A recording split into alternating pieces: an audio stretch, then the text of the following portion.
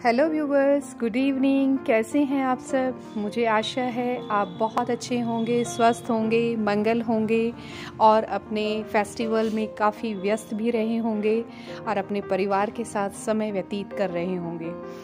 आज सोचा कि क्यों ना एक स्पेशल पॉडकास्ट किया जाए और उसी को लेकर मैं आपके समक्ष आई हूँ।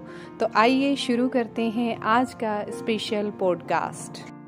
बेहतर अनुभव पाने के लिए हेडफोन का उपयोग करें। मेरे प्रिय, यदि आप इस समय सुखी हैं तो ऐसा इसलिए नहीं कि आपके जीवन में सब कुछ बिल्कुल ठीक चल रहा है, बल्कि इसलिए है कि एक संबंध जो आपके लिए सचमुच महत्वपूर्ण है वह बहुत अच्छा चल रहा है।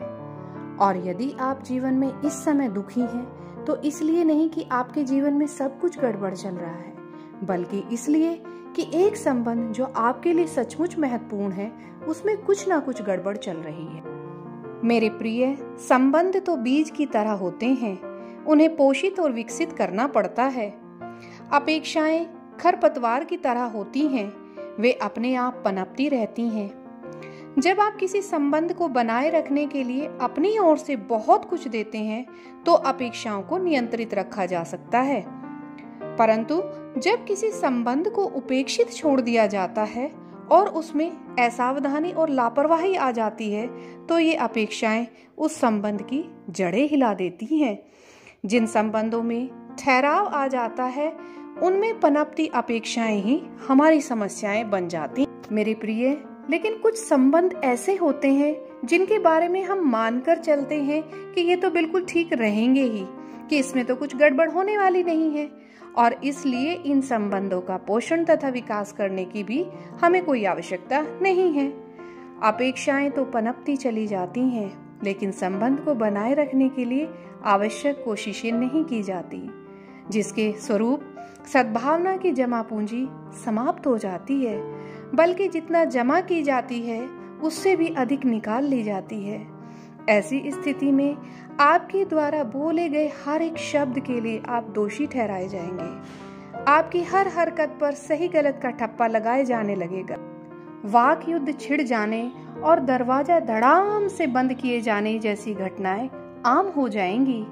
न तो आपके किसी काम की प्रशंसा की जाएगी और न ही आपकी साफ नीयत का सम्मान किया जाएगा। ऐसा संबंध बारूदी सुरंग की जमीन पर चलने जैसा हो जाता है, जहां कभी भी विस्फोट हो सकता है और कितनी ही बार हो सकता है इसका आप अंदाजा भी नहीं लगा सकते। इसका समाधान बेहद आसान है, केवल जमा करे और जमा करते रहें। किसी भी जीवन संबंध से कुछ भी लिए बिना तो नहीं रहा जा सकता, लेकिन हम हमेशा उसमें भरपूर जमा भी तो कर सकते हैं। जिस चीज में भी आप अपने समय का निवेश करते हैं उस चीज में बढ़ोतरी हो ही जाती है। संबंधों के पोषण के लिए भरपूर और बेहतरीन समय का निवेश आवश्यक होता है। दूसरे की बात सुनने व समझने के लिए समय अवश्य निकालें। जब भी संभव हो अपनी बात इस तरह से रखें कि आपको समझा जा सके। अपने प्रेम को अभिव्यक्त करें ताकि उसे अनुभव किया जा सके। देने की नियत रखें और लेने का सलीका भी सीखें। लेना दरअसल देने वाले के प्रति आदर दिखाने का एक तरीका है और यह एक बड़ी राशि जमा करने जैसा भी है। लगातार जमा करते हुए अच्छे संबंध बनाते चलें और इस तरह अपने जीवन में खुशियों को भरते जाएं।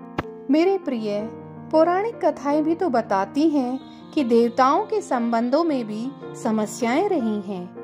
तो आपको एक अवसर मिला है कि आप देवताओं से एक पायदान ऊपर हो जाएं। मनुष्य जीवन का अर्थ समझिए, क्योंकि आप ऐसी सीढ़ी पर हैं, ऐसे पायदान पर हैं जिसमें आप देवत्व से भी ऊपर उठ सकते हैं।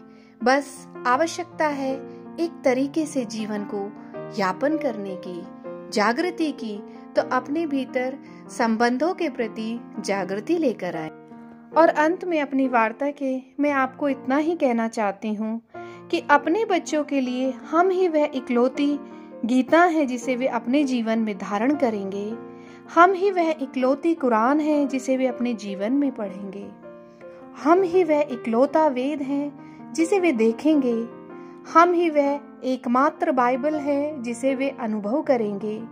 हम ही उनका एकमात्र धर्म है जिसका वे अनुसरण करेंगे। आपका व मेरा जीवन उनके लिए या तो एक चेतावनी बनेगा या फिर एक मिसाल। मैं जानती हूँ कि यह एक बड़ी भारी जिम्मेदारी वाली बात है, लेकिन इसके अलावा क्या कोई और तरीका है यह बताने का कि आप इस धरती पर उनसे पहले क्यों आए।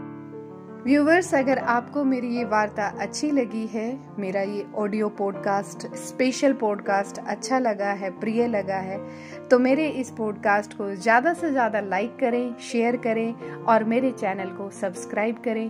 Thank you. Have a wonderful day. Bye bye.